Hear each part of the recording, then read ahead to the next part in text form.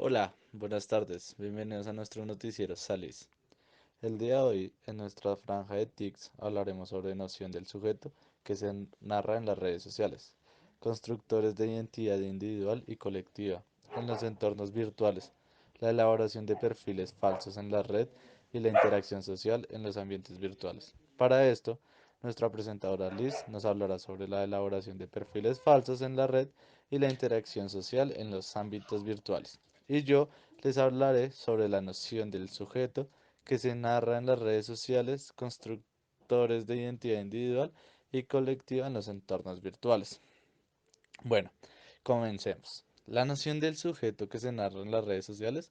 Para hablar de esto debemos tener en cuenta que las redes sociales y el uso de diversas tecnologías se han venido implantando dentro de la sociedad durante un largo tiempo, por lo que se ven implicadas áreas del desarrollo del individuo como la cognitiva, conductual y el desarrollo de las relaciones interpersonales, teniendo en cuenta que en esta última es la más afectada.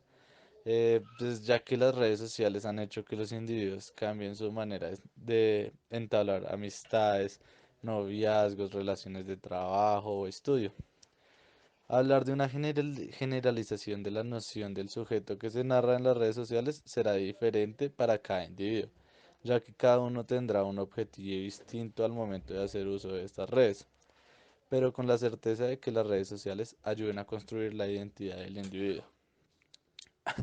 Por otra parte, para hablar de las constructoras de identidad individual y colectiva en los entornos virtuales, debemos tener claro que las redes sociales son fundamentales en la interacción con el resto de las personas, creando diversas maneras de comunicarse, interactuar. Un claro ejemplo es la plataforma de YouTube, donde los youtubers e influencers crean contenido donde tienen la posibilidad de crear diversas identidades según el contenido que suban a esta plataforma, impactando en la identidad de quienes lo ven, lo que nos habla directamente de las identidades colectivas, donde las personas se identifican con otros sintiéndose cómodos y parte de algo. Bueno, finalizando esto, pues los voy a comunicar con nuestra presentadora Liz. Hola Sigan en televidentes, estudio. hoy les venimos a comentar sobre la elaboración de los perfiles falsos en la red. Entonces, vamos a hablar sobre esos perfiles falsos. Bueno, te contamos que el Internet tiene muchísimas cosas buenas de las que podemos aprovechar, como una información por doquier, la facilidad para realizar ciertos trámites, cercanía a otros, inmediatez en la comunicación, pero lamentablemente tras la capa del avance tecnológico sin precedentes también se oculta un lado oscuro, al que hemos de estar prevenidos y ser capaces de identificar. Entonces vamos a tomar unos ticsitos sobre cómo identificar esa elaboración de esos perfiles falsos. ¿Quién se esconde tras un perfil falso para atacar? Estos son fáciles de identificar ya que sus posts o tweets suelen estar cargados de insultos y desprecios. Revisando sus muros resulta difícil encontrar un motivo más allá de un cultivado odio hacia todo y todos para mantener semejante actividad. A ver, otro. ¿Quién se esconde tras un perfil falso para decir lo que no es capaz o no quiere decir públicamente? Podemos ver que en este caso las redes sociales suponen una válvula de escape, una oportunidad para poder expresar públicamente esas opiniones que, bien por miedo, por incapacidad o por circunstancias del entorno que rodean a ese usuario, no puede o no se atreve a exponer dando la cara. Aquí podemos encontrar también distintas motivaciones de quien lo utiliza como alivio y en parte es una forma de envalutearse y quien lo utiliza por cobardía para poder sentir siempre dentro de su zona de confort. ¿Quién creen ustedes que se esconde en un perfil falso para dar una rienda suelta a su ingenio y a veces con humor y a veces de mal gusto? Esos son los típicos perfiles que en todo momento tiran de creatividad, capaces de generar multitud de interacciones por parte del resto de usuarios, pero que en muchos casos destilan cierta arrogancia e incluso indiferencia, especialmente cuando sus mensajes pueden causar daño a otras personas, como lo que conocemos humor negro. Es justo decir que existen también perfiles que tienen como única meta sacar una sonrisa a los demás. Otro tic, vamos con más. ¿Quién se esconde tras un perfil falso para mostrar su lado más generoso y altruista? Afortunadamente también los hay, bien por no destacar o porque simplemente desean cierto anonimato y desarrollan a través de sus perfiles falsos una fantasía de labor en defensa de una causa que consideran justa. Suelen compartir frecuentemente noticias o recursos relacionados con su inquietud con el fin de evangelizar a otros y ser capaces de atraerlos a su causa. Interesante este, ¿no? Ojalá todos sus perfiles fueran así. Vamos con otro. ¿Quién se esconde tras un perfil falso para obtener beneficios de forma fraudulenta? Son estos cuentos que se utilizan para llevar a otros usuarios a páginas web que generan contraprestaciones económicas a los dueños de estos perfiles falsos. Suelen jugar con los atractivos mensajes que cautivan a los incautos y que en ciertas ocasiones incluso le sacan dinero a las personas. Bueno, podríamos decir que no todos los que son, pero que sí están todos los que más conocemos en estos beneficios de de los perfiles falsos en internet. También les vamos a dar unos consejitos, los consejos para protegernos de esos perfiles falsos.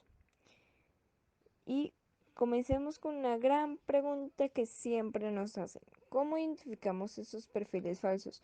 O más importante, ¿cómo podemos defendernos de estos perfiles falsos? Algunos son fáciles de identificar porque utilizan una manera evidente de avatar que indican claramente un carácter falso de la cuenta. Sin embargo, hay otros que cuidan mucho el estilo y elaboran minuciosamente una falsa identidad con el poder de generar cierta tranquilidad por internet. Entonces, vamos a dar con esas ayuditas para una mejor comunicación e interacción. No daremos por satisfechos, pero ahí no es cuestión de desconfiar a las primeras de cambio, sino de ser cautos. Si hay algo que huele mal, conviene indagar. E incluso aquí debemos tener cuidado y pues como ya hemos dicho, existen perfiles que tienen tras ellos una cuidada estrategia de creación de su biografía. Nunca hagas clic en un enlace si no estás plenamente seguro de que sea confiable, ya que muchos de esos enlaces nos dirigen a extensiones de prácticas maliciosas, granjas de virus, páginas destinadas a suplantar la identidad de su mismo perfil y así. Tampoco entres en discusiones innecesarias que no lleven a ningún sitio. Cuando, cuando veas que alguien aprovecha la mínima oportunidad para atacarte, abandona. En serio, lo mejor es abandonar de una eso. Y si se pone pesado, siempre tenemos la opción de bloqueo. Ustedes pueden ver que siempre existe esa opción. Bloquear a esas personas. Y ante todo, demandar. Tú puedes denunciar el perfil, poner unas quejas si crees que esos perfiles falsos te están vulnerando. No ansies tener muchos seguidores o amigos virtuales. Es bueno tener contactos y conocer gente interesante, pero es importante que tengas claro que Internet no suple esas carencias de la vida real, o al menos no todas. Aquí es donde tenemos que tener claro quiénes son nuestros amigos, a quién le damos a información y a quién no. Seguimos con más. Esto no se ha terminado. Vamos a hablar sobre la interacción social en los ambientes virtuales. Como hoy en día ya sabemos que en estos entornos virtuales del siglo XXI promueven nuevas competencias comunicativas entre estudiantes y docentes y así entre las posibilidades que hoy nos ofrecen estos entornos virtuales. Y podemos mencionar la experimentación de una comunicación cada vez más bidireccional, con la posibilidad de trabajar colaborativamente gracias a la incorporación de servicios y recursos que nos ofrece la web 2.0. Chan, 2000, él planteó que las competencias comunicativas necesarias para la educación a distancia son la expresión, la capacidad de escucha y la interpretación, pues implican el esfuerzo por darse a entender y por comprender al otro, en complejidad y en profundidad que ambas acciones implicarían. Entonces podríamos inferir que estas competencias comunicativas no se reducen a un manejo instrumental del lenguaje y tampoco de las tecnologías, sino a esos conceptos integrales que están abarcando el conjunto de conocimientos, habilidades, actitudes y valores que nos permiten realizar una función específica. En situaciones de la enseñanza, con lo que está pasando por lo de la pandemia y todo hoy en día, nos podemos ver que esto interviene en los mediadores del conocimiento, tales como vinieron a reemplazar lo de la tiza, el pizarrón, los manuales, ahora son los libros virtuales, en tanto en una instancia no presencial. Y se desmaterializa todo eso que tiene que ver con la presencialidad, siendo esto un soporte para la comunicación, ¿sí? Así como lo escuchan. La virtualidad posibilita estar con los que aún no estén. Entonces, muchos de nuestros usuarios, de nuestros televidentes, nos están preguntando cosas como ¿qué nuevo tipo de interacción permite a los individuos ser parte de un mismo espacio y vincularse allí con personas y lugares y objetos a la distancia? Otra es cómo hacer para relacionarnos solo con representaciones ya no dotadas de características palpables. Entonces, según Alaban, él nos está diciendo que hoy es posible decir que nuestros estudiantes valoran aspectos que hacen referencia a la capacidad de incentivar y procesar la comunicación, que es decir, que las acciones y competencias que implican las funciones sociales orientadas por sobre pedagogías o academias,